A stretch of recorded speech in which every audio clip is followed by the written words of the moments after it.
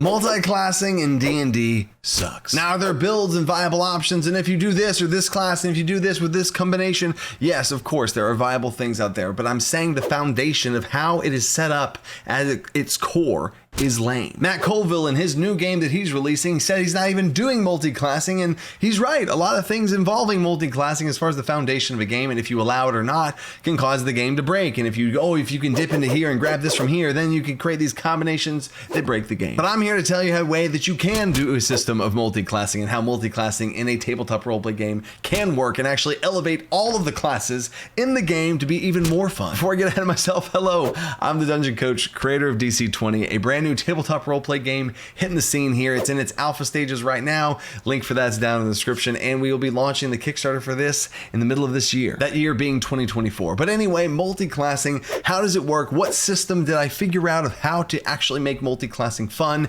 and not broken? So first I'm going to lay out why the D&D multiclassing system is lame at its foundation. What system did I implement for DC20 of how that works, set up what you need to know, show you how it works, and see if you like it or not. So here we go.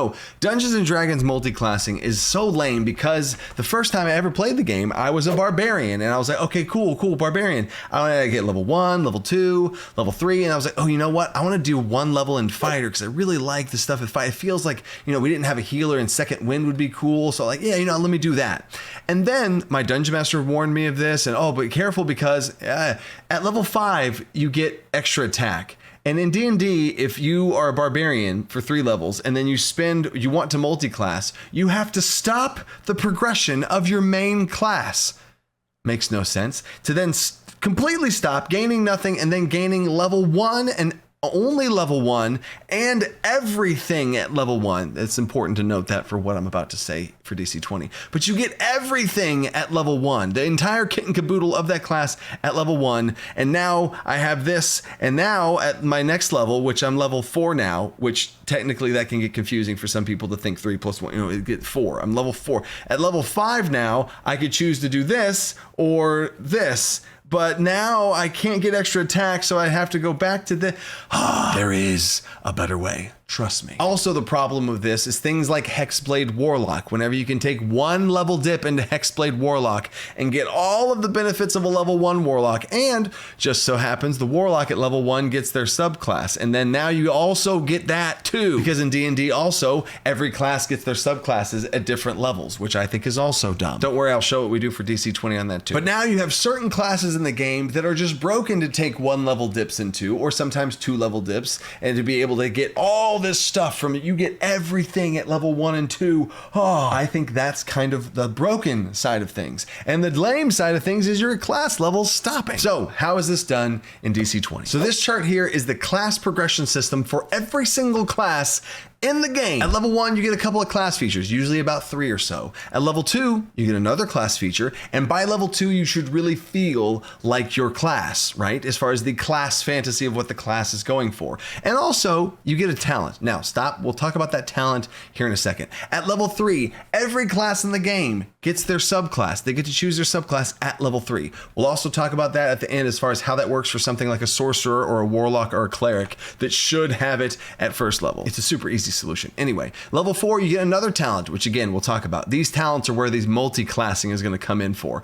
And level 4 and level 7, you get ancestry trait bonuses. Look at that. And then you keep going back and forth. Every single class basically gets a talent, class, subclass, talent, class, subclass. That pattern continues. You can notice it in the table. So the big picture here, whenever you choose a class in DC20, that is your class. If you choose the barbarian, you are a barbarian. And no matter what, whenever you level up, you're going to get this stuff. Now, along that path, as you just saw, there are multiple options. There's talents that let you be able to choose and go around and get some different stuff. There's ancestry traits that you can go pick up based on your ancestry and be able to upgrade that too. The class features also might have choices within those, kind of like fighting styles for fighters. So trust me, your character will be very customized. Even if you just pick barbarian, you could have a party of 3 barbarians, and each of them will be so different based on how this whole system works. To keep it real simple for you, let me actually show you the master document here. So a fighter at level 1, you get fighter stamina, you get a fighting style, and you get adaptive tactics. Done. That's pretty much what you get for a fighter. If you were a wizard, on the other hand,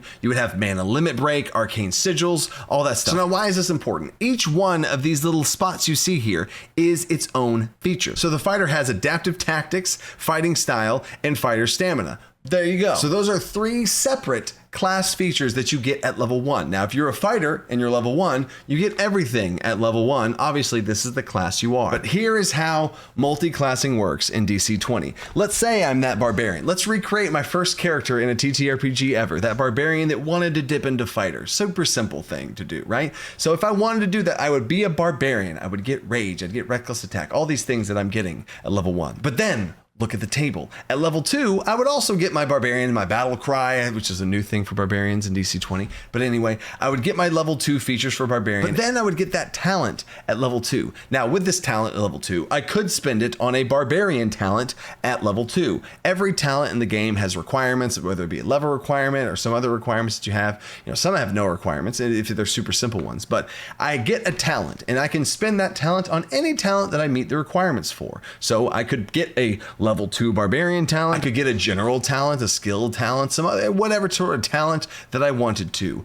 Or I could get a multi-class talent. The unique thing of multi-class talents is, again, this is at level 2. I have this talent, but if I spend that talent as a multi-classing talent, that means I can go steal any level 1 class feature from any class in the game. But keep in mind, it is one singular feature, not every single thing from level 1, like what happens in D&D. You get the whole everything. No. You pick one of them. You cherry pick one single feature. So for the fighter, you could go over and I could steal fighter stamina. I could steal a fighting style. I could steal adaptive tactics. One of them. So I would be my barbarian at level 1. I'd level up to level 2. I'd be my barbarian. But now, I want to take a little something from fighter. I really like the fighting styles from fighter. I'm going to go pick the fighting style talent. And now I get that talent. I don't also get everything else at level 1 because that's dumb and broken. But I get my fighting style, which is what I wanted. I got all the regular stuff that I got for level 2. I have my fighting style.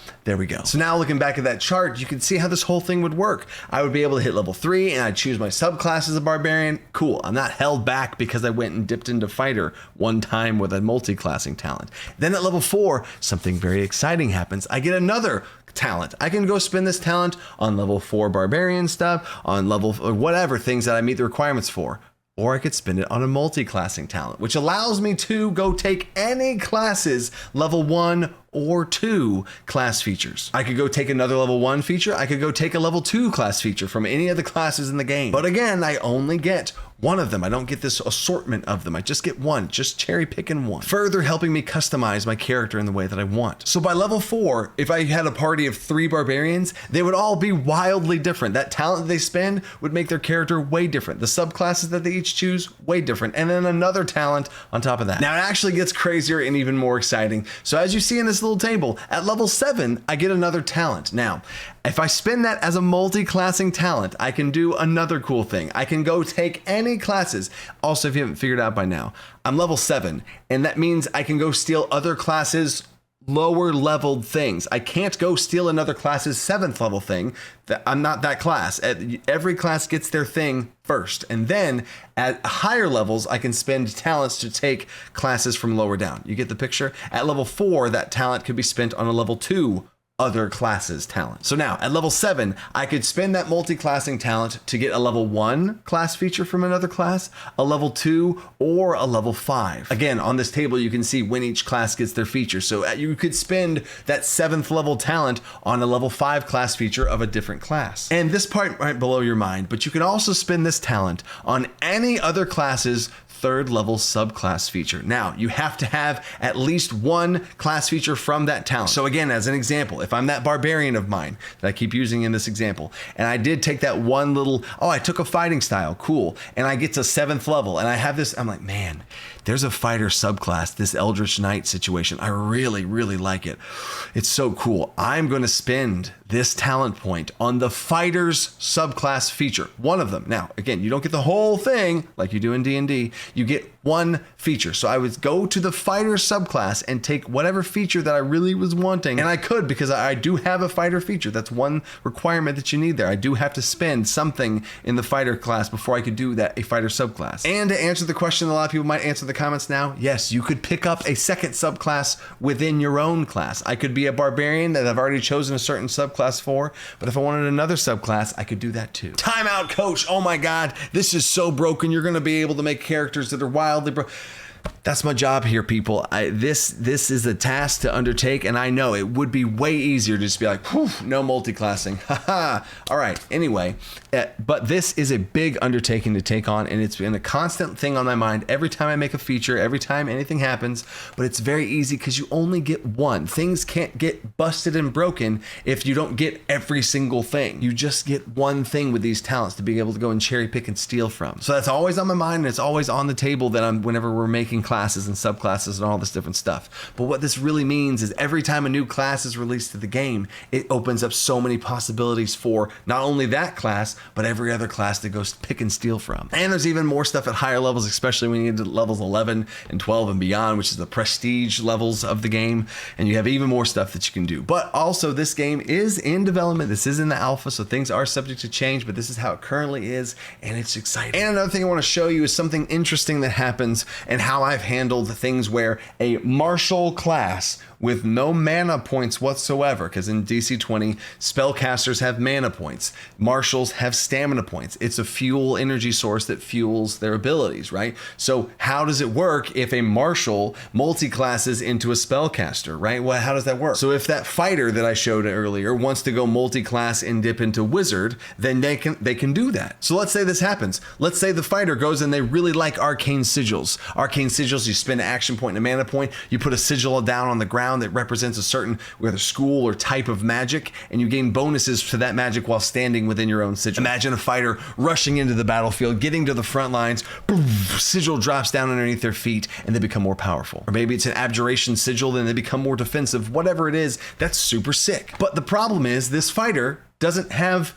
mana points. So how would this fighter that just chose Arcane Sigil, how would they even be able to cast it at all? And this also is still true if the wizard, let's flip it entirely. Let's say you are a wizard and you want to go dip into fighter and get fighter, and you pick the fighting style as a wizard and you pick all these things, but now you have all these fighting styles, but you're not even good with weapons. What's the whole point? Why am I using a weapon? I don't have access to these things because spellcasters have certain bonuses and cool things they can do. Martials have the same, but they don't crisscross. So here's the solution. These little tables right here are what happens. This is the multiclassing spellcasting mastery. So here's how this works. This is when a martial class multiclasses into a spellcasting class. So this is a fighter that multiclasses into a wizard. So what happens is you get a little booster pack. You get a little booster kit to a little starter, a little spellcaster starter set box to be able to have a spell list, a cantrip learned, spells learned, mana points. You get a little baby kit to be able to have the most basic of stuff. Here's the table. So at level 2, when you get that talent that we've been talking about and you want to spend that talent as a fighter,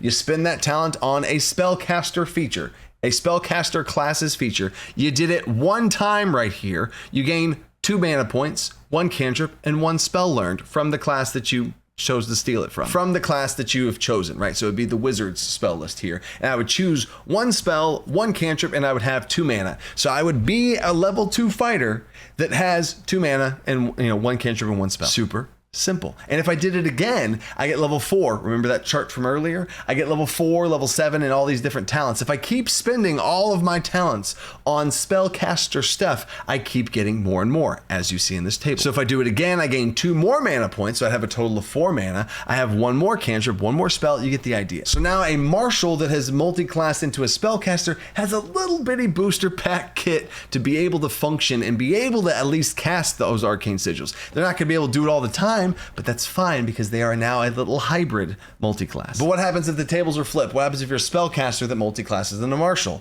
I got you covered. Spellcasters that multiclass into a martial class. I'm trying to be really simple here so you all get the picture. You gain maneuvers. Spellcasters don't have access to perform maneuvers like trip maneuvers and all these other cool maneuvers. You can't do them by default, but now because you have chosen to be a spellcaster and spend a talent to multiclass into that martial realm of some sort of martial class, you get maneuvers. You learn maneuvers. You also learn a technique, which we'll show right here, and you gain 1 stamina point. So if you're that wizard and you have this one time that you spent that first little talent point in, you get 1 stamina and 1 technique learned, and yes, now you learn all your maneuvers. So now you have a stamina point to be able to use in some interesting way, possibly, especially if you chose a feature that uses a stamina, like a barbarian rage. You have access to a technique that you could spend that stamina on to perform a technique, which is basically the martial's versions of spells. And the biggest thing really is you can now perform maneuvers and you can be that blade singing wizard. Overall, I think this is pretty simple. You have a very simple talent structure. You pick a class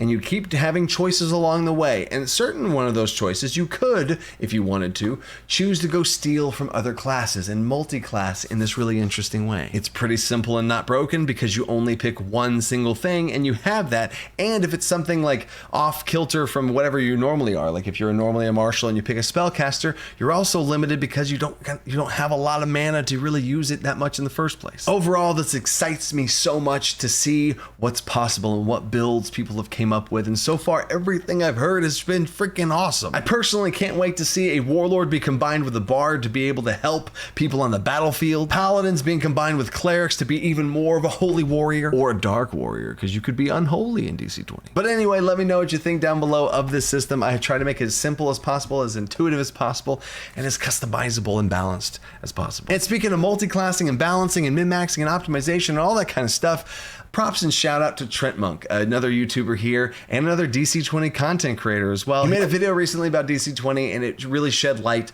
on the game system in so far the biggest way it had possibly happened at the time. And it really brought a lot of people over to the system. The community has grown even more from that. And the people that he sent over were absolutely amazing, and the amount of support and feedback and all this different types of stuff that we've been escalating and elevating the game to another level. And I did a live play that I'll link down in the description as well of when I played, I ran a game with some other YouTubers, including Trent Monk of DC20, that you can go watch that as well. But to thank Trent Monk, the link in the top of the description to pick up the copy of the alpha is an affiliate link for Trent Monk. Trent Monk will get a percentage cut of any type of sale that happens from that link. It goes straight to Trent Monk, and I just want to be able to help and give back to all the different DC20 content creators and thank them for spreading the word of this game system. I've been blown away by the support of the community, of the content creators, of you guys. Thank you so much. The support of the alpha goes towards funding this thing to get it towards the Kickstarter, and then the Kickstarter will be the release of the full game and all that kind of stuff. Expect to see that in the middle of the year. But until next time, stay creative, think outside the box. Peace.